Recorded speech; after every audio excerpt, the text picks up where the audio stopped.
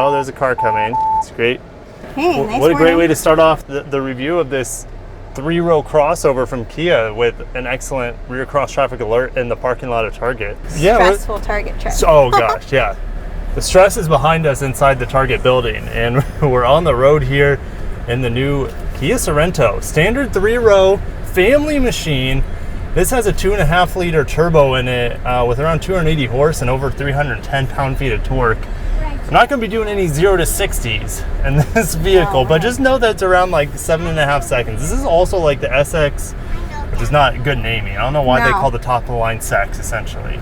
And it's like a family vehicle, It's a family vehicle, top of the line. They have 3 SX trims. Standard SX, and then the SX Xline Prestige, which that's the one we're in, which comes around $45K.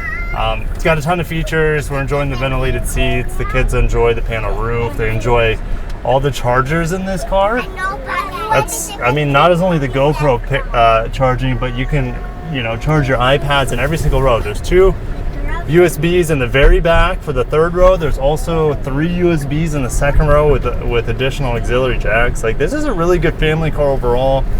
No DVD player, which it's a dying art. It's so sad. 45K can't get you an old DVD player and a screen, but I guess it's a modern era with USB chargers for your iPads. I guess that is handy. That's handy. What, the chargers? Yeah. Yeah. Oh, for sure. It's just annoying. It's just annoying that we can't just throw a DVD in. Right. But we're done talking about that because, there's nothing we can do on it. The exterior of this vehicle, I think Kia has nailed it. I mean, you prefer to drive this over any minivan, right? Oh, well, sure. Yeah. Color preferences aside, I know you don't like this wolf gray. No. It's whatever to me. I don't care on the color. We have 4 kids, too. The exterior looks great. 20-inch wheels, the LED daytime running lights, the grille looks awesome. You got this funny little badge on the side of the door and the front fender. That looks good here because it has like Xline in it. But if you don't have the Xline trims, it's just kind of like, I don't know, it just looks like it's an aftermarket tack on. So that's just my opinion. Okay. The rear taillights look great. I wish there was a little bit nicer exhaust tip on here, but you can't have everything, I guess. Interior adornments, what do you think of this, what we have going on here? I mean, it's all right. I feel like there's a lot of things to look at, so I'm more of a minimalist. It's super busy. Yeah, but it's not terrible. No, it's functional, and we have these weird knee vent things. Yeah. That you can't turn them off, and you can't bezel or swivel them up. No. So I've never seen that in a car, but you can always point them away if you don't want your knees to be hot or cold. Okay. Yeah, you like the wood trim. You're like, it doesn't really match the color of this interior leather seats. There's not a lot of room between for a passenger. I know I could push my car back, but this comes in very short. So if I put my diaper bag in, it's a little annoying. But I can reach the kids easily. Yeah, that is good. Nice. That's very And this nice. does have captain's chairs, so it's easy for the kids in the 3rd row to get back there, no problem. Don't have to move the seats around or fold down the middle seat or anything like that. Exactly. It would have been nice to have sunshades in the 2nd row. We were in the Mitsubishi Outlander last week, 2 weeks ago, and that had 2nd row sunshades. It's pretty cool. That's a good observation. It's a feature you see in luxury cars or minivans. That would be nice because it's very hot in Florida. But the AC is great, I think. AC is working better in this vehicle than it was in the Outlander. That is for sure. I don't have a head-up display in here, which the Outlander did have. But also what the Outlander did not have is all this power. And I'm in eco mode. And I'm going to go back to these driving modes for a second. Eco mode, I prefer how it drives. Because I still feel like I get plenty of power when I need it, as I just showed. But if I turn it into comfort mode, it seems like the feeling's way too aggressive. You barely touch the pedal, and once that turbo power kicks in, it just takes off. This also has an 8-speed dual clutch. I mean, it's completely in the background. The shifts are super smooth, and it just drives really well every day. Yeah, it feels like a very smooth drive. It's super I don't feel smooth. the bumps as much as I felt it maybe in the Outlander. Yes, the Mitsubishi was way more harsh. Yeah. The ride quality is definitely better in here. And they both have 20-inch wheels, so Was the Outlander longer? Is that why? Probably not. Oh, interesting. Yeah, I'm not quite sure what the vehicle just wasn't. I don't know, just wasn't as smooth. I mean, Naples doesn't have a lot of bumps and stuff, but I would assume like if you were like in a back in Omaha. Yeah, that would be really unpleasant to ride in yeah, after a while. The sound system in here, the Bose sound system in here is good enough. You do have Apple CarPlay and Android Auto, but it's not wireless. But we do have a wireless charger, which I know you really like. You like the wireless chargers. I love wireless chargers. Yeah. As a mom, I feel like the display is like super easy because each button represents exactly what it is, as opposed to like scanning and looking for what you need. Yeah. So like if I needed to do something while driving and dealing with kids, like that's kind of nice. Yeah. But it's very straightforward. Right. There's not too many buttons. So like the sister vehicle to this is the Santa Fe from Hyundai. Oh yeah. And it's about the same size, but only has 2 rows, so it doesn't work for us. But this whole area here is just buttons. And you don't have a shifter. You press a button to go into drive in that car. Yeah. So I much prefer this more traditional setup. This is a lot easier and more straightforward. Yeah. Yeah. There you go. And it's easier for me to just rest my hand on the shifter, which right. can't really do that as well in the Santa Fe. Comfortable drive. So this top of the line SX Prestige Xline has standard all-wheel drive, also has downhill assist control. You also have a center differential lock in here. Safety features in here are good. We have radar cruise control. We also have Hyundai and Kia's like lane keep and lane assist system, which you don't need to have radar cruise control on. It just kind of helps the steering in the road. Like hands are off right now. You hate that, but yes. the car is doing an okay job keeping it in line. There's only one time I had, actually it wasn't in this car, it was the Genesis that I'm driving, which is the same safety features, and that had one instance, but this car hasn't given me any issues yet. Oh, geez. So I'll keep my hands on the wheel for your peace of mind.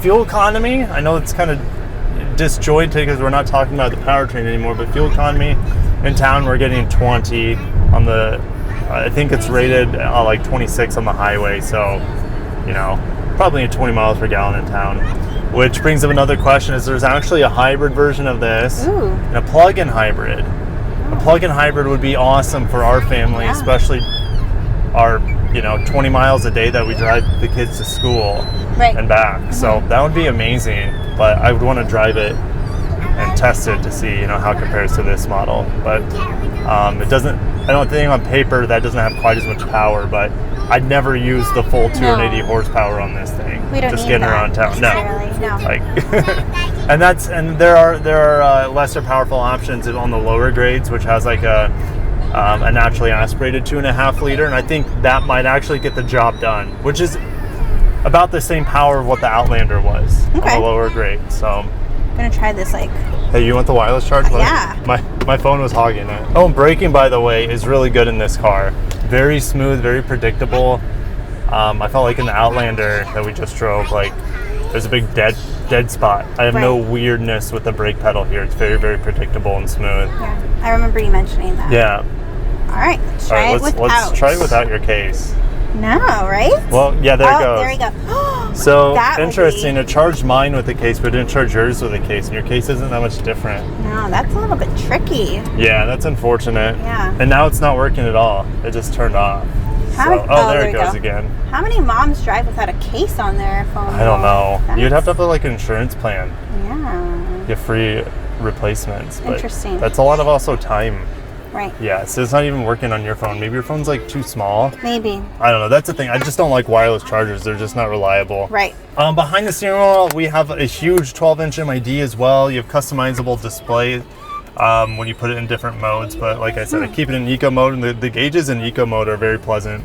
Speedometer on the left, tachometer on the right. I've now got up to 21 miles per gallon in town. And we do have a start-stop feature in here, which you can defeat with a button on this side. You don't like stop-start, but if it helps me save gas in today's day and age, I'm all for it. But yeah, I just kicked on, you felt it shake, the AC kicks back on. So it's just not that practical in Florida for it anyways, because AC pretty much forces it to kick on an awful lot more. It's more annoying in Florida because it's always hot. First world problems like that. First world problems. Mama, we unlocked a boomerang, baby. Way to go. Wow, get that boomerang. Get 30 coins. Yeah. Oh yeah, and the third row space, like second row space is great, of course, for the kids to pass through, and of course for the car seats. So the third row space when I was sitting back there was actually really good. Wow. I was surprised. So that's not, It's not something you'd expect because there's actually a larger Kia in the lineup, and that's the Telluride. Oh yeah. So, which we haven't tested yet either, but it's interesting because they almost cannibalize each other's sales. But I think we see more of these on the streets now than more Tellurides on the streets than these. 100%. I see them all the time. Yeah. Especially in Carline. Yeah, it's like the mom car. It's a very popular family car right now, the Palisade and the Telluride. And this used to be, like in 2015, 2016, somewhere around there, this was selling over 100,000 units per year out of the West Point, Georgia factory. And then it's like the Telluride came on, and that's now the big 3-row seller for Kia. You see it everywhere. It's good to have multiple solutions for families, though. Sure, yeah. Is the Telluride like nicer, like more of an upgrade than this guy? It's just bigger, and it has bigger. a V6 instead of Turbo 4, but this Turbo 4 is super powerful, in my opinion. Like just for hauling around families, it's plenty, and we see this engine in Genesis products, so it's plenty of power for sport, performance, luxury, and I guess if you're towing something, that's maybe where you would want to have this turbo engine over like the naturally aspirated, and fuel economy is probably about the same between the two of them. But if you want fuel economy, you're getting the hybrid or the plug-in hybrid for sure. Is the back trunk, is it pretty spacious for like groceries? No, it's like the same as the Highlander. Or sorry, the Outlander. Oh wow. Which the Highlander is probably similar to, but the Outlander was tough when we went to Sam's Club. This might even be less. Oh wow. I'll have to look up the numbers. I'll put it up on the screen for you guys for just cargo capacity in the third row, behind the third row, which that's why we have a van, right? Because we are always using that third row. Yeah, definitely. And there's another. Oh yeah, I mentioned the Telluride in this vehicle for families, but they also have the Carnival, which does have TV screens and stuff, but I don't think they have a DVD player in it, which kind of defeats the purpose. Yeah, in my opinion. But anyways, I would love to test that minivan out as well. Oh, Gigi's sleeping, so it is napping certified. Well, I think it's time to summarize this vehicle. It's a great family car. I could easily see us using this regularly, but the lack of 3-row space behind the third row, the cargo space, is tough, and that's probably where I know that's where the minivan, the Carnival, would kick its butt, and probably the Telluride as well, but we haven't tested those vehicles. Yeah. Maybe one day. One day, yeah, absolutely. Does everything we needed to. Yeah, solid A, no? I have no qualms with it. No. It drives great, handles great, feels great. It's nice looks at the third great. row. Yeah. I think it's a very good looking. The outside? Yeah. Looks great on the outside. The inside is it's fine. I can live with it too. It's not bad. I like the plain interface or whatever it's called. Like, that's awesome, in my opinion. Yeah. And it's easy. Yeah, you rarely say you like an interface. Yeah. Well, and this because is just it's very so complicated. Simple and straightforward. This one's simple, right? Yeah. It's easy. Because when you're driving and you're a mom, you don't want to think too much about everything. You just want to get there one safely. Touch. You don't think about it safely. Right. Yeah. Cool. Well, signing out from the Kia Sorento in like the top of the line SX, Xline, Prestige, all-wheel drive turbo, excellent family vehicle. I haven't driven the hybrids of this, but I've driven the hybrid Santa Fe, and I'd probably choose that powertrain, the hybrid powertrain with around 230 horsepower or so, and get in the low 30s miles per gallon instead of having maybe 50 more horsepower on this vehicle, and get about 10 less miles per gallon. So plug-in hybrid is just my personal way I would be going. We're a hybrid family. We have a Prius, so we're not scared of that sort of technology. But ending it there from the Kia Sorento. Great vehicle. I'll see you guys in the comments below with any questions you might have for myself or Cassie about this excellent 3-row crossover from Kia. Thank you guys so much for watching. Hit the like button if you enjoyed it. Subscribe for more Kia, Hyundai, all Korean and Japanese auto news and reviews. Have a good day.